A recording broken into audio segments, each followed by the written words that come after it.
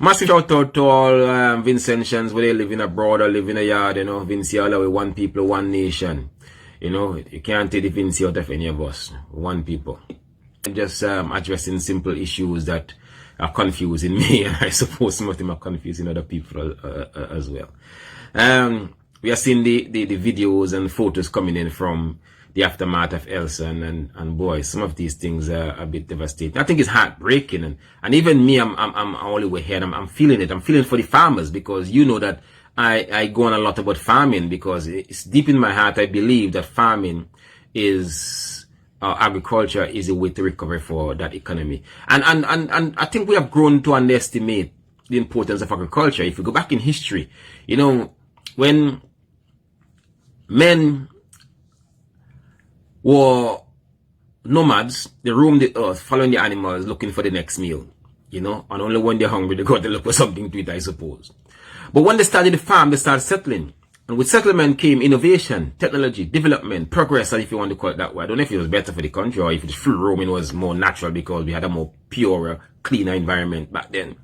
But at the same time, this is life that we have grown accustomed to, where we live in our home, sustain within that home, sustain within the community sustain within the entire country, or what we call our economy. And agriculture has become that lifeblood, and we have grown to forget and neglect that and think that technology is it, but it's not really. It's agriculture. And I remember as a child growing up, there were so many young men who were employed within the agriculture sector. Because they were on a government payroll, I like to brag and say they had more people employed now than then, because they're looking at what is employed on the government payroll. But what about those guys who were employed by the medium and large farmers within the communities? There's absolutely nobody who was left idle. I remember even the guys who were mentally challenged. You remember if you're from Diamonds community, there's a guy called Wifey. That man work every day in banana. You remember Poor Way, they work every day within banana. They were mentally challenged, but they were employed. Now, these days, they don't have any of that. If you're mentally challenged, there's nothing for you to work on because there's no agriculture, you know. So irrespective of, agriculture was the lifeblood within our communities, and there was no need to depend or rely on the government for anything or ask for employment, because everybody was sustained from what was produced on their lands. And so I still believe that's the way forward. And for those of us who say agriculture is a dead and gone thing, it's stupidity to make such statement. People still have to eat, and every food product is actually produced from agriculture. So we still need agriculture at every level. Yeah, so seeing what happened in the country with Elsa now, I know it's going to be daunting and devastating for farmers, especially those who have seen sprouts coming from the ash from the volcanic eruption, and their hope was right. Their hope was rising again. Now come Elsa and damp that where is destructive on the production. So hopefully we'll pull out of this. But what is hurtful is the fact that we are lacking leadership in the sector. You know me always go on and harping on about the poor agriculture leadership, or the poor quality we get from the leader, the guy who's in charge of the industry. You know, Mr. Caesar has no clue about agriculture to start with. Secondly, he has no interest in agriculture to start with, apart from where he's going to profit directly. So we saw the production of soursop, requirement for soursop in the Grenadines, and he cornered that market all for himself, as opposed to become something for the country to live to other farmers to tap into.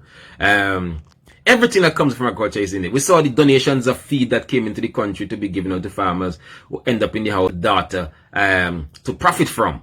And who knows if he had profit from it too. I mean, I'm not making any accusation. I'd be wrong for me to say that. But more and more we are seeing that, and we are seeing that how dead the industry is. The only time he's proactive is when he's standing to say, oh, he's sending farmers to Canada to work on farms. Hey, well, his definition of farming or farmers is completely different from any dictionary. Anybody with common sense knows anyway. So we're sending fruit pickers, but he called them farmers. Right. So again, going back to the issue, we know a lot of money came into the country to help out, and I suppose that money came specifically for agriculture and so on and so forth. And I would love to see that money go to the farmers. I'd like to see go to the farmers not as handout, but to help to rekindle the industry. At the same time, I'd like to see the ministry actually step out and look for markets for this product, as opposed to think that you could sustain inside yourself or sustain within the region. We need to be able to compete regionally and internationally on the agriculture market.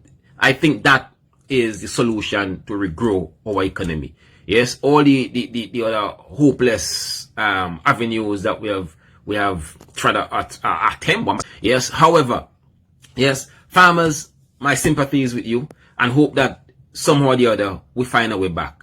But I believe, and I keep stating that, if you want to prosper in an industry, you have to demand change.